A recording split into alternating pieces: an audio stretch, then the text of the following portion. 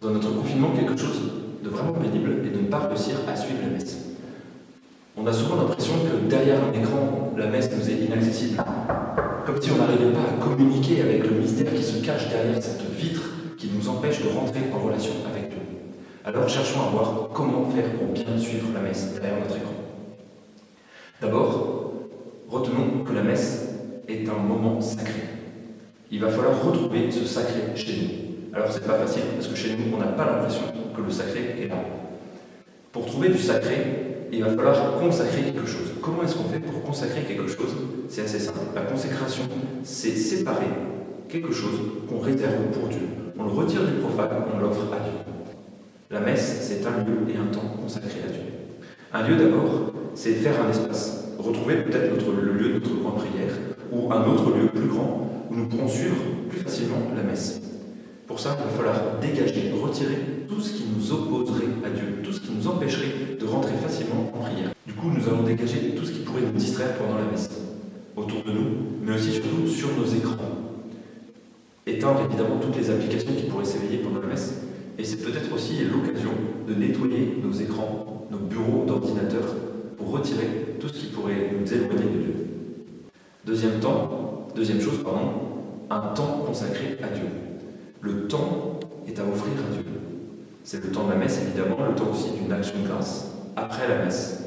Et particulièrement pendant la messe, il faudra un temps palpable de silence.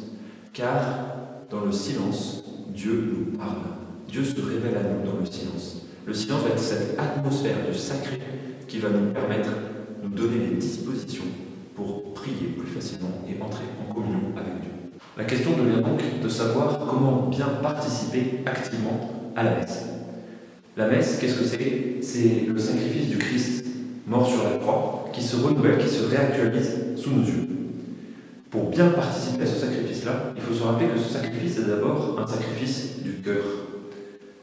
Eh bien, il va nous falloir poser nous aussi des actes intérieurs, des actes de notre cœur, pour pouvoir bien rentrer dans la messe.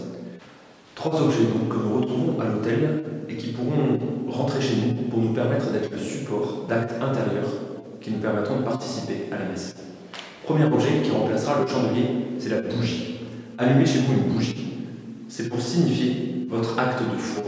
Posons des actes de foi en disant au Seigneur que nous croyons qu'il peut venir, lui qui a dit « Là où 2 ou 3 sont réunis en mon nom, je serai là au milieu d'eux ». Deuxième objet que nous voyons à l'église, c'est les strates, c'est les marches. Alors ça va être difficile de pouvoir mettre des marches chez soi. Donc prenons un prie-Dieu. Le prie-Dieu nous permettra de revivre les positions de la messe, et tout particulièrement la position à genoux. Car vous savez que par cette position à genoux, nous signifions un acte profond d'humilité. Et c'est en s'humiliant qu'on s'élève. Les marches de l'autel nous permettent de monter, de nous élever vers Dieu, et elles nous permettent aussi de nous mettre à genoux. Donc apprenons à nous abaisser, car c'est en s'abaissant que nous serons élevés. Enfin, dernier objet, ça sera le petit bouquet de fleurs que nous retrouvons sur nos autels.